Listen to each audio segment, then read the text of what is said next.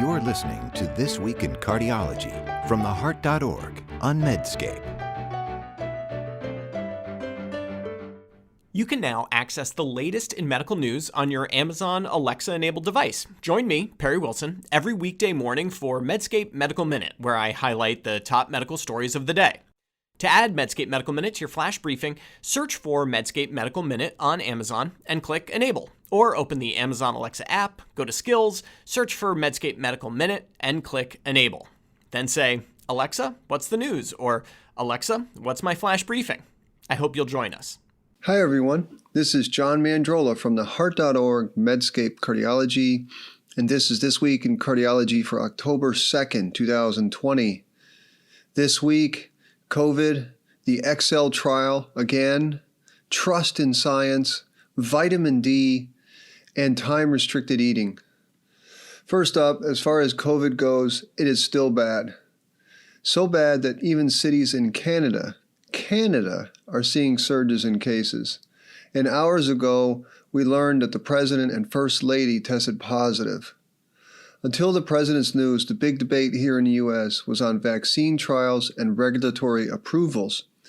Of course, sorting through that requires trust. And speaking of trust, let's move to the XL trial. Now, this is the largest randomized trial of PCI with stents versus CABG for patients with left main coronary artery disease. This trial cannot seem to get out of controversy. Before I tell you about the latest observational analysis published in JACC, let's first set out that a trial like this should be straightforward.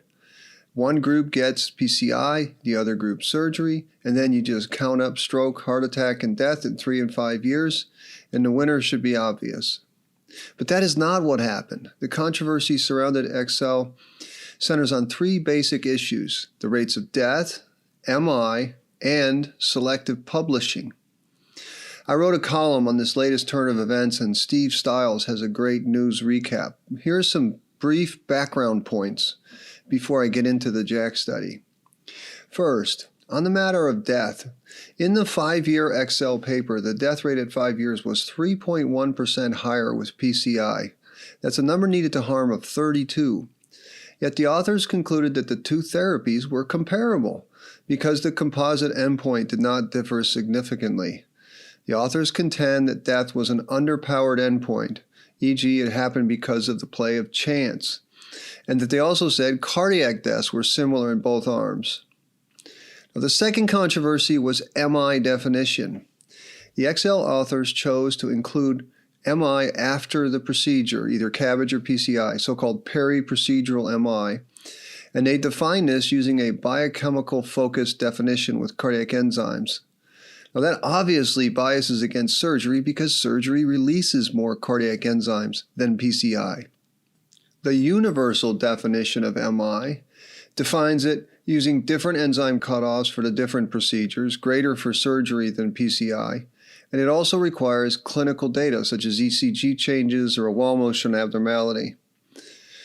The definition hugely mattered. In XL, peri-procedural MIs were nearly double in the CABG arm, and since MI was part of the composite outcome, the higher rates of earlier MIs after surgery balanced out the lower rates of clinical MIs in the later months to years.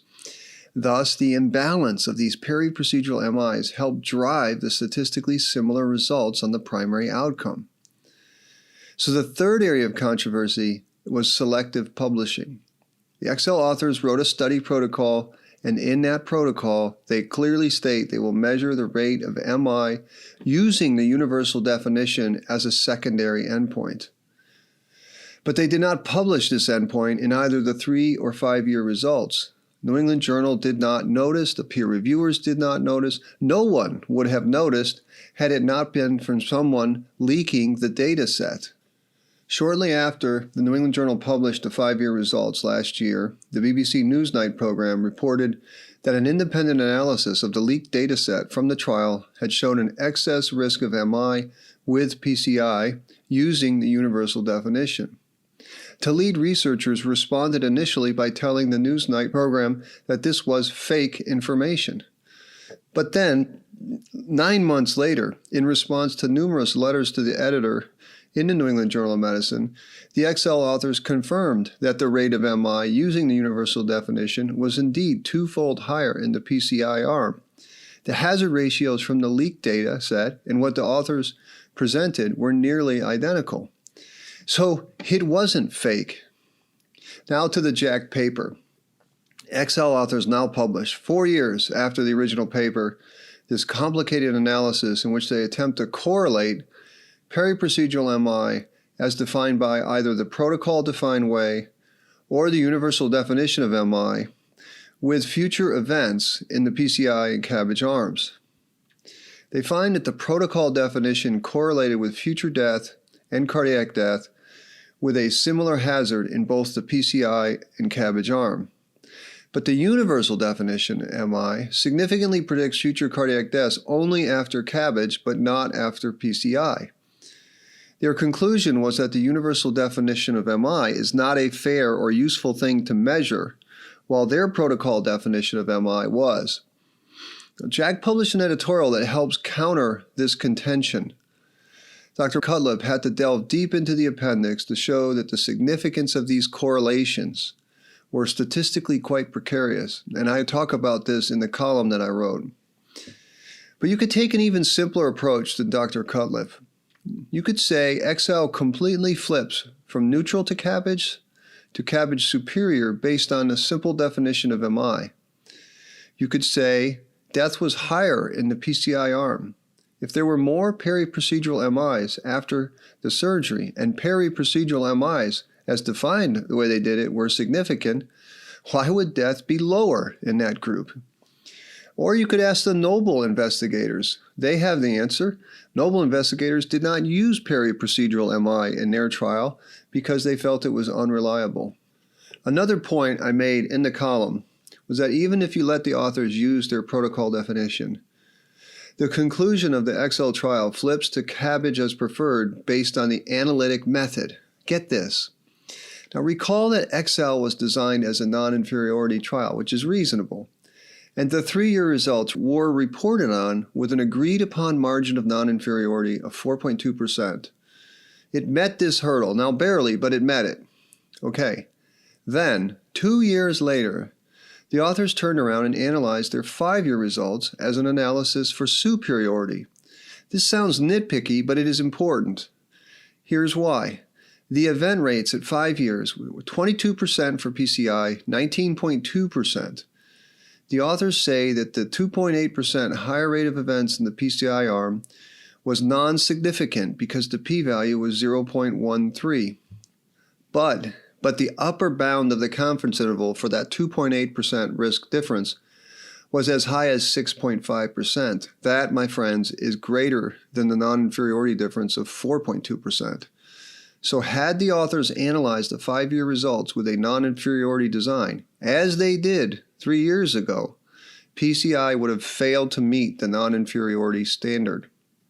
In sum, the specific message is that CABG is clearly the better treatment for patients with left main coronary artery disease.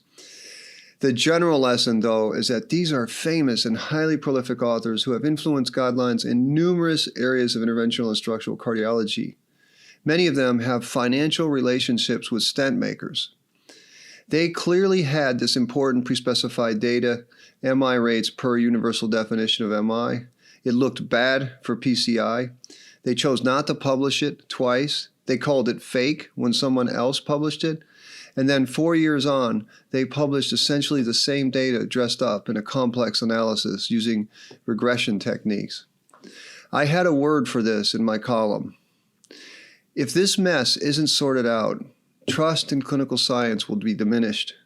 And while I greatly respect Dr. Fuster, the editor-in-chief of JACC, I disagree with his assessment that this paper settles any controversy. This new paper settles nothing about XL. The raw data needs an independent analysis. European guidelines should be revised. Next topic is vitamin D and COVID-19 science. Medscape has a feature article from Dr. Alok Patel, a peds hospitalist, who urges doctors to be louder about fake COVID stories. Now, he's right, and this is a good feature. But Dr. Patel's focus on the most egregious fake cures and conspiracy hoaxes reminds me of us EP docs trying to treat a disease caused by scar, that is AFib, by creating more scar. We miss the upstream causes. I would submit that what is being laid bare in the pandemic are the results of widespread and long-standing scientific overreach. Think about it. Week after week, even before the pandemic, but surely worse during the pandemic, medical publishing offers up studies that will bring page views. A few weeks ago, a terribly flawed paper on cardiac MR after COVID brought unnecessary fear to the public, but was a smashing success for the journal because it brought hundreds and thousands of page views and will surely bring tons of citations. Yet it is a broken study. Attention is the business model of scientific publishing, and publishing is the currency of academics. Healthcare journalism covers what is published in journals. So the problem, in my opinion, is that the public has learned from this bull hockey. The public thinks science doesn't know its arse from its elbow. 1 month, coffee is healthy. The next, it is problematic. Don't wear masks. Do wear masks. Here are 2 recent examples of classic COVID science. First, there is a study in diabetes care that purports to show diabetic patients who are well enough to be on an oral diabetes medicine have fewer COVID-19 complications than diabetic patients sick enough to be on insulin. It is a retrospective chart review in a few hundred patients. This is lunacy. Of course, sicker people do worse with COVID-19. Second example, vitamin D. Recent studies correlate vitamin D with COVID-19 outcomes. Low vitamin D is bad, normal vitamin D is protective. Instead of leaping to causal claims about vitamin D and COVID-19, what we ought to do is teach the public the lesson of vitamin D that has been obvious for years, and that is this. Low vitamin D levels associate with bad outcomes. But every single trial that studies replacing vitamin D with pills has failed to show benefit. Now, the conclusion of that is obvious. Almost all patients with low vitamin D levels have low levels because they are too sick to go out and play in the sun. The diseases and condition that makes them too sick to go out and play are what makes them have worse outcomes. And you can't replace that with a pill. In other words, low vitamin D is a marker for being sicker. Why do we think COVID-19 will be any different? Well, the obvious solution to this is to not incentivize the publishing of these howlers. Like AFib, the solution to trust is upstream. And short of that, imagine if every time a blueberry or vitamin D or sauna or white rice howler was published, clinicians and journalists alike exposed the flaws in the study. These studies could be useful as educational tools to show the public how they are flawed.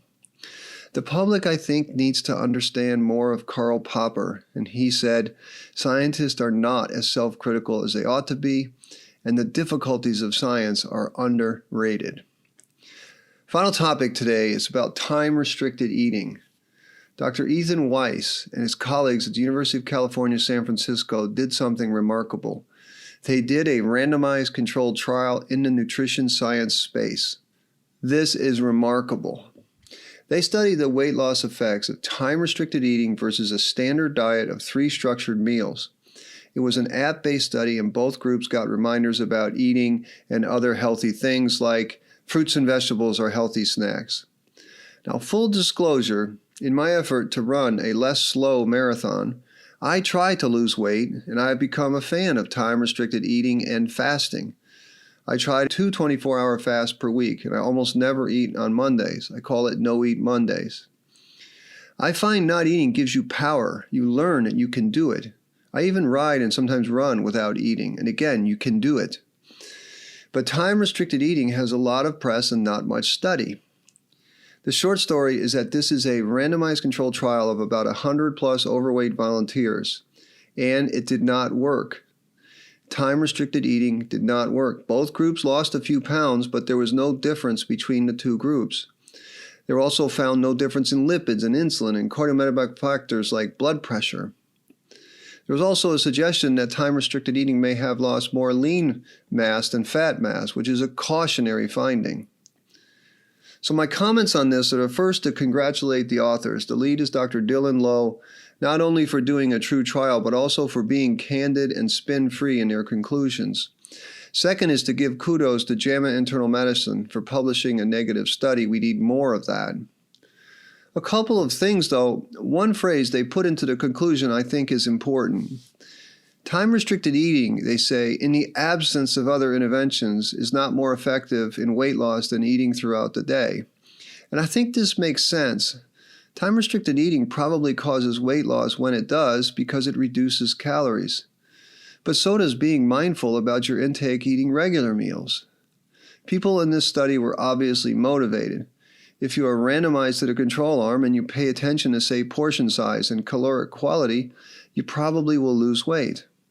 Likewise, if you're randomized to TRE and believe it works, you might be tempted to overeat during the window. Observing my patients over the years and in my personal life, it seems to me the most successful weight loss comes because motivated patients have found a multifaceted and sustainable system. TRE combined with other good things like, say, not eating Little Debbie's during your window is likely to be successful. Mindful attention to eating structured, healthy meals may also be a successful plan for others. So I think the crew from the University of California, San Francisco has not proven that TRE is not useful. Instead, they have shown that TRE alone is no better than motivated, mindful attention to eating 3 meals a day. It's really a nice thing to see a trial in the nutrition space, and congratulations. So that's it for this week in cardiology. As always, I am grateful that you listened. Thank you. And remember, please, if you like this podcast, please take the time to give us a rating or write a review, tell a friend. It helps other people find us. Until next week, this is John Mandrola from the Heart.org Medscape Cardiology. You're listening to This Week in Cardiology from the Heart.org on Medscape.